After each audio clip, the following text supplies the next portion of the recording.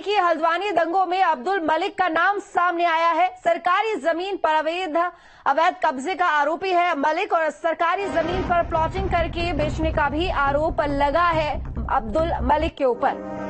तो हल्द्वानी दंगों में अब्दुल मलिक का नाम सामने आया। सरकारी जमीन पर अवैध कब्जे का आरोपी है मलिक और सरकारी जमीन पर प्लॉटिंग करके बेचने का भी आरोप लगा है अब्दुल मलिक के ऊपर।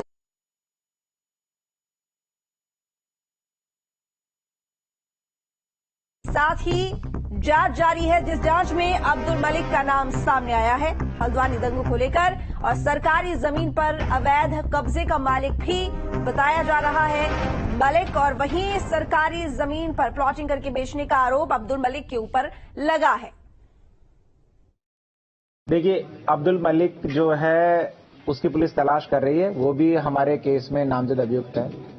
और चूंकि ये जो अवैध निर्माण का कार्य था ये अब्दुल मलिक के द्वारा ही किया गया था, तो अवैध निर्माण का जो ध्वस्तीकरण की जो कार्रवाई थी उसका सबसे ज्यादा विरोध उसी के द्वारा किया गया था। हल्द्वानी हिंसा के मास्टरमाइंड के तौर पर अब्दुल मलिक को देखा जा रहा है। अब्दुल मलिक शहर का पूंजीपति है, कई बिल्डिंग और कई दूसरे कारोबार हैं। काफी संपत्ति अब्दुल मलिक ने कमाई है, राजनीतिक तौर पर भी काफी ज्यादा सक्रिय है। इससे पहले अब्दुल मलिक चुनाव भी लड़ चुका है। मलिक का बगीचा, जहां पर ये पूरी बुलडोजर की कार्रवाई हुई और जहां पर पूरी हिंसा हुई, उसको कहा जाता है क्योंकि अब्दुल मलिक के पिता और दादा के पास वो जमीन थी जो जिस जमीन के बारे में कहा जा रहा है कि वो अवैध निर्माण उस पर किया गया था। करीब 2 एकड़ से ज्यादा की जमीन थी जो कि लीज पर ली गई थी गवर्नमेंट के द्वारा, लेकिन उसकी लीज खत्म हो गई थी और फ्री होल्ड नहीं हुई थी वो जमीन। और इसी के चलते प्रशासन ने नोटिस दिया था, अवैध निर्माण को हटाने का भी नोटिस दिया था, लेकिन उस जमीन पर अब्दुल मलिक प्लॉट काट रहा था। वो संपत्ति बेचने की भी कोशिश कर रहा था, जिसकी लगातार शिकायतें प्रशासन को मिल रही थी। और ऐसा कहा जाता है कि उस पूरी जमीन को बचाने के लिए आवरण के तौर पर उस पर मदरसे का भी निर्माण कराया गया था। ऐसा बताया जा रहा है कि अब्दुल मलिक ने इस पूरी हिंसा की साजिश रची। वो किसी भी तरह से जमीन को बचाना चाहता था, क्योंकि सिर्फ मदरसे की बात नहीं थी। 2 एकड़ जमीन में जो प्लॉटिंग हो रही थी, उस प्लॉट को बेचकर भी, क्योंकि जमीन यहाँ पर सोने के भाव हो चुकी थी, उससे वो पैसा कमाने की चाहत रखता था।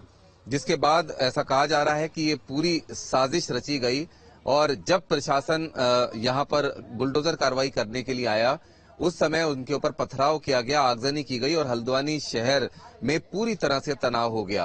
अब फिलहाल इस पूरे मामले की जांच की जा रही है। अभी शहर में कर्फ्यू लगा है और जो कर्फ्यू है उसके बाद कुछ जगह पर जो है वो छूट दी गई है ताकि एसेंशियल चीजों की, लोगों की जो जरूरत है उसको पूरा किया जा सके। और साथ ही साथ प्रशासन की कई टीमें इस बात में भी लगी हुई हैं कि जो दंगाई थे, जिनकी शिनाख्त हुई है और साथ ही साथ जो इस पूरे मामले में साजिश करता है, उनको जल्द से जल्द गिरफ्तार किया जा सके, ताकि ये जो पूरी वारदात हुई है इसके पीछे कौन लोग हैं उनके नामों का खुलासा हो सके। वीडियो जर्नलिस्ट जगदीश चंद के साथ रुमानुल्लाह खान।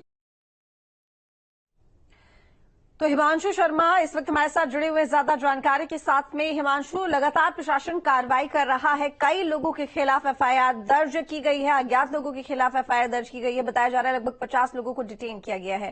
थोड़ा विस्तार से जानकारी दीजिए, क्या कुछ अपडेट?